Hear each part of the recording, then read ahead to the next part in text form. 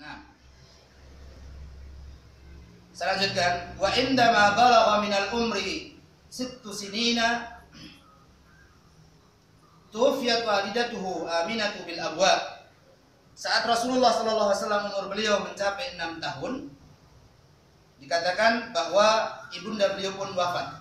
Ternyata ujian bagi Rasulullah SAW bertubi-tubi dari sejak beliau lahir ya. Nah, beliau lahir dari seorang ayah yang memang masuk dalam kategori Abdullah itu adalah salah satu di antara 10 anak Abdul Muttalib yang paling miskin. Kemudian beliau lahir sudah dalam kondisi sudah tidak punya abah. Baru lahir beberapa saat kemudian diasuh oleh Halimatus Sa'diyah sampai 4 tahun. Artinya Rasulullah SAW tidak berada di bawah asuhan ibunda beliau langsung. Beliau hanya 2 tahun berada di dalam pelukan ibunda beliau, kemudian meninggal. Ya Allah ya Rabb. Alhamdulillah, makanya bagi kita yang masih punya orang tua, ayah dan ibu, kita maksimalkan perbuatan kita untuk birrul walidain kepada mereka. Sesungguhnya pahala birrul walidain, berbakti kepada orang tua, itu akan sirna, akan putus, akan tidak ada ketika mereka telah tiada, ketika mereka telah meninggal. Mumpung mereka masih sehat, mumpung mereka masih ada, mari kita tingkatkan perbuatan birrul walidain kepada mereka berdua. Sering kita kunjungi mereka, sering kita berikan hadiah buat mereka, sering kita berikan bimbingan kepada mereka, dan mudah-mudahan mereka adalah termasuk orang tua kita yang nanti dikumpulkan oleh Allah Subhanahu wa taala bersama kita di surganya nanti. Wahya raji'atun bihi ila Makkah.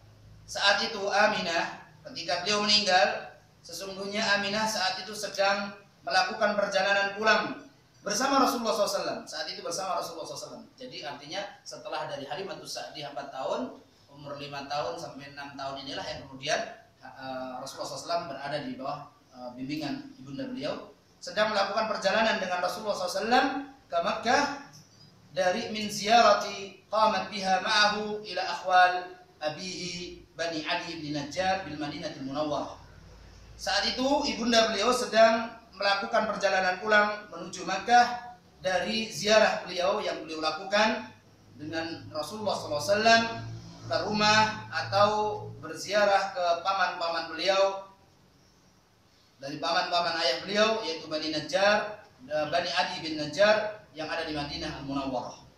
Madinah Makkah mungkin jaraknya sekitar 450-an Mbak.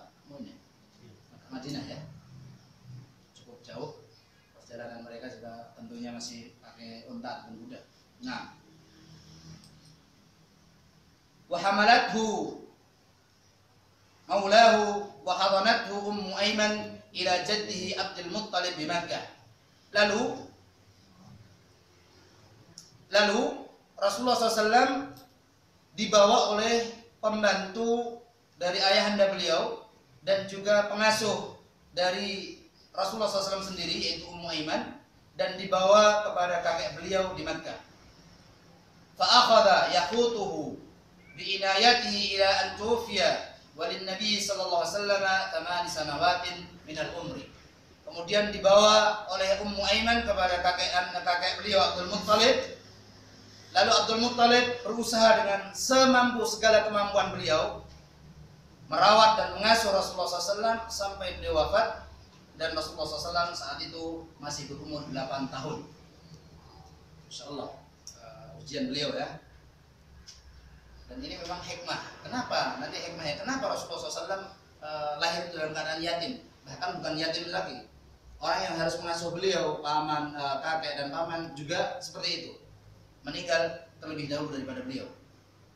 Fa'ausa bihi ila ammihi Abi Thalib.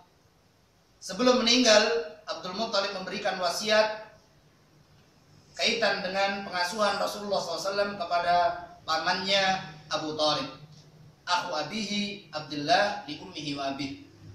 Abu Thalib ini ternyata adalah saudara Abdullah ayahanda Rasulullah SAW yang seibu dan seayah, karena Abdul Muttalib memiliki istri 4. Kalau ibundanya Abu Lahab yang diabadikan namanya oleh Allah Subhanahu wa taala masuk neraka, naudzubillah, ya kan? Itu juga paman Nabi sallallahu alaihi wasallam dari ibu yang bernama seorang wanita yang bernama Lubna. Seperti itu. Karena memang istri dari Abdul Muttalib 4. Ummuhuma Fatimatu bintu Amri ibni A'id. Ibunda dari Abdullah dan Abu Talib adalah Fatimah bintu Amr ibnu A'id.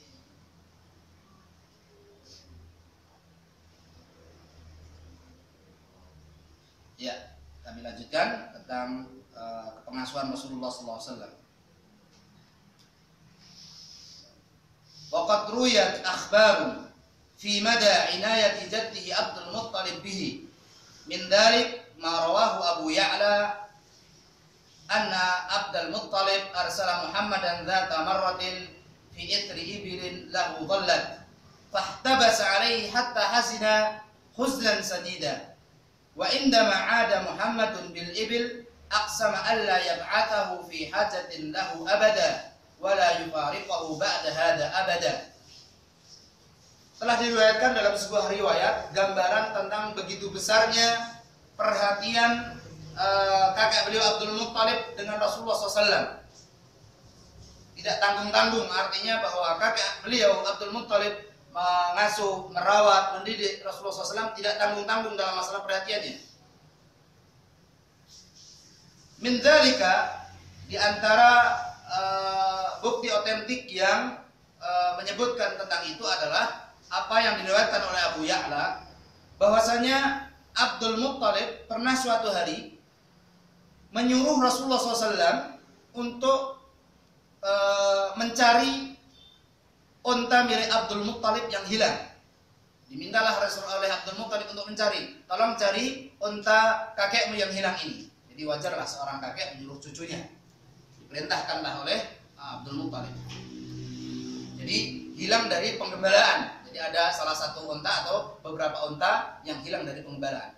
Kemudian disuruhlah Rasulullah SAW ini oleh Abdul Muttalib untuk mencari. Fahtabasa. Tapi kemudian Rasulullah SAW ini tidak kunjung datang dari pencarian unta yang hilang tadi. Kemana ini cucu saya Muhammad SAW? Kok tidak datang-datang dari pencarian unta yang hilang tadi? Hatta hazina huznan sadida. Sampai kemudian dia sangat bersedih, ya Allah, nyesel. Bersedih dia atas ketidakpulangan Rasulullah SAW. Kemana ini kok main atau disuruh untuk mencari unta tapi tidak datang-datang. Wa indama 'ada Muhammad, dan saat Rasulullah SAW sudah kembali ke hadapan kakek beliau Abdul Muttalib dengan membawa unta yang tadi hilang, alhamdulillah, ini bentuk Rasulullah SAW bahwa Rasulullah SAW sekalipun masih kecil, beliau adalah orang yang sangat bertanggung jawab. Disuruh kakeknya untuk mencari hilang, ya dicari sampai ketemu dan pulang dengan tugas yang beliau emban, dan itu beliau lakukan dan tunaikan benar-benar selesai. Masya Allah. Kita biasanya kalau disuruh mencari alamat gak ketemu ya sudah pulang, ya kan gitu. Swen atau panasan mumat nggak tahu di telepon nggak diangkat-angkat dan sebagainya. Aqsama an la yab'athahu fi hajatin lahu abada. Maka kemudian dia bersumpah, demi Allah, aku tidak akan menyuruh dia, mengutus dia untuk perbuatan atau perlakuan yang sama, pekerjaan yang hampir sama seperti ini selama-lamanya. Sudah, saya kapok, saya daripada harus bersedih seperti ini, saya tidak akan pernah menyuruh cucu saya untuk melakukan pekerjaan yang sama ini. Ini diantara bentuk perhatian yang begitu besar dari kakek beliau. Wala yufariqahu ba'da hada abada, dan saya tidak akan berpisah dengannya. Artinya, saya tidak akan memisahkan diri darinya selama-lamanya. Saya ingin selalu berada di sampingnya. Jangan sampai kemudian dia pergi sendiri, saya tidak ada. Dia tidak ada dalam pengawasan saya. Itu yang dimaksudkan. Kemudian dalam riwayat yang lain dikatakan bahwa Abdul Muttalib ini kemudian sangat dekat sekali dan juga selalu memberikan naungan kepada Rasulullah SAW. Bahkan Abdul Muttalib la yada'ahadan yadkhulu alaihi wa huwa na'im. Abdul Muttalib ini tidak pernah memberikan izin sekalipun kepada anak-anaknya, ya paman-pamannya Rasulullah SAW, masuk ke biliknya atau ke kamarnya Rasulullah SAW ketika beliau sedang tertidur. Tidak boleh ada orang yang mengganggu. Ini saking sayangnya Abdul Muttalib kepada Rasulullah SAW. Jadi memang Rasulullah SAW beliau mendapatkan kasih sayang dari kakek beliau yang begitu besar. Wa kana lahu majlisun la yajlisu alaihi ghairuhu. Beliau juga punya tempat duduk khusus, ya kan? Ternyata tempat duduk itu tidak boleh diduduki oleh orang selain Abdul Muttalib. Tetapi ketika yang duduk itu adalah Rasulullah SAW, maka Abdul Muttalib mendiamkan, membiarkan saja. Tapi kalau yang duduk adalah selain Muhammad SAW, Nabi Muhammad SAW, maka ditegur dan dimarahi oleh Abdul Muttalib. Wa kana lahu firasun fi dhillil Ka'bah. Beliau karena orang besar Quraisy, beliau juga memiliki satu tempat khusus yang beliau gunakan untuk bercengkrama dengan keluarga beliau. Mungkin punya permadani atau tikar begitu, firas, yang khusus berada di samping dekat dengan Ka'bah. Yajlisu haulahu banuhu. Anak-anak beliau, anak-anak Abdul Muttalib ini selalu menggunakan tempat tersebut di sekeliling tempat khususnya Abdul Muttalib tadi, tikarnya tadi, berkumpul menunggu ayahanda beliau atau ayahanda mereka datang, Abdul Muttalib. Wa yajlisu an-nabiyyu alaihi ma'a jaddihi. Tetapi Rasulullah SAW lah yang kemudian dibiarkan untuk menggunakan tikar tersebut untuk duduk di situ. Bahkan dalam riwayat yang lain dikatakan seluruh anak-anak Abdul Muttalib tidak ada yang berani untuk duduk di tikar itu. Tetapi ketika Rasulullah SAW datang, malah Rasulullah SAW dipanggil oleh kakek beliau, sini, mari wahai Muhammad, dekat denganku, duduk di sampingku. Nah, dan ini adalah hikmahnya atau diantara pelajaran yang bisa kita ambil dari kebiasaan bangsa Arab yang mulia adalah bahwa mereka para anak dan putra sangat memuliakan dan menghormati ayah-ayah mereka. Artinya orang yang lebih muda sangat menghormati kepada orang-orang yang lebih tua di antara mereka. Nah,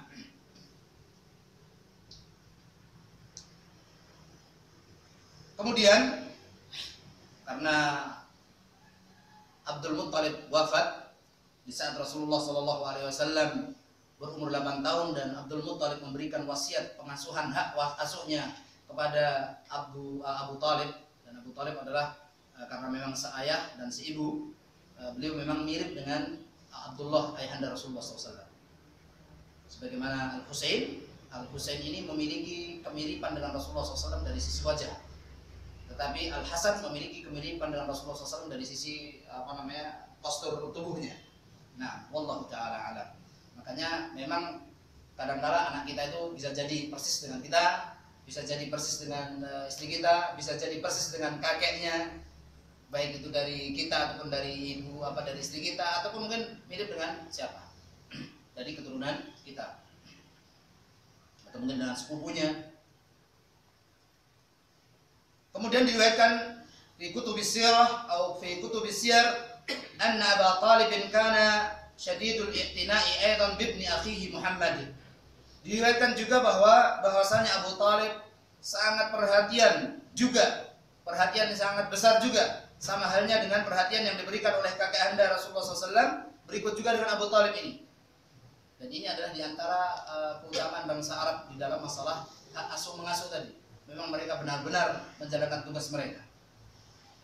Bibni akhihi Muhammad, dengan putra dari saudaranya yang bernama Muhammad sallallahu alaihi wasallam, artinya putra dari Abdullah saudaranya sendiri. Fakana la yanamu illa wa Muhammad ila janbihi. Maka kemudian Abu Talib ini tidak pernah mau memejamkan matanya kecuali Muhammad sallallahu alaihi wasallam yang ada di sampingnya sudah tidur terlebih dahulu. Artinya biarkan Nabi Muhammad SAW yang baru berumur 8 tahun tadi tidur terlebih dahulu ditemani, barulah beliau meninggalkannya atau berpisah dengannya. Dan beliau tidak mau tidur kecuali Rasulullah SAW sudah tidur di sampingnya. Wala yakhruju illa ma'ahu. Dan Abu Talib ini tidak pernah dan tidaklah pernah Rasulullah SAW keluar dari rumah beliau kecuali Abu Talib menyertainya, ditemani. Masya Allah. Wa yakhussuhu bit-ta'am. Bahkan Abu Talib juga terkenal dengan beliau adalah orang yang ekonominya rendah ataupun tidak punya ekonomi yang banyak. Wa yakhussuhu bit-ta'am. Abu Talib juga sering selalu memberikan mengkhususkan makanan khusus buat Nabi. Ini adalah buat Muhammad sallallahu alaihi wasallam. Jangan dimakan. Ini adalah untuk ponakanku, anak dari saudara Abdullah. Jangan dimakan. Ini khusus untuk Muhammad sallallahu alaihi wasallam. Ini diantara bentuk besarnya perhatian Abu Talib. Makanya sangat disayangkan ya Abdul Muttalib, Abu Talib, mereka meninggal kedua-duanya dalam keadaan kufur kepada Allah Subhanahu wa taala. Tapi ini semua adalah takdir Allah Subhanahu wa taala, ada pelajaran yang ada dalam kejadian tersebut. Wala yaqulu illa indama yahduru Muhammad. Dan Abu Talib sampai kalau sudah datang waktu makan, beliau tidak mau makan kecuali datang Muhammad sallallahu alaihi wasallam. Jadi tidak mau makan terlebih dahulu kecuali Nabi Muhammad sallallahu alaihi wasallam datang ikut serta dalam. Makanya sangat disayangkan ya Abdul Muttalib, Abu Talib, mereka meninggal kedua-duanya dalam keadaan kufur kepada Allah Subhanahu wa taala. Tapi ini adalah semua adalah takdir Allah Subhanahu wa taala, ada pelajaran yang ada dalam kejadian tersebut. Wala yaqulu illa indama yahduru Muhammad. Dan Abu Talib sampai kalau sudah datang waktu makan, beliau tidak mau makan kecuali datang Muhammad sallallahu alaihi wasallam. Jadi tidak mau makan terlebih dahulu kecuali Nabi Muhammad sallallahu alaihi wasallam datang ikut serta dalam makan. Wa dhalla yakhutuhu bi inayatihi ila an tuwfiya qabla al-hijrati bi nahwi 3 sinin.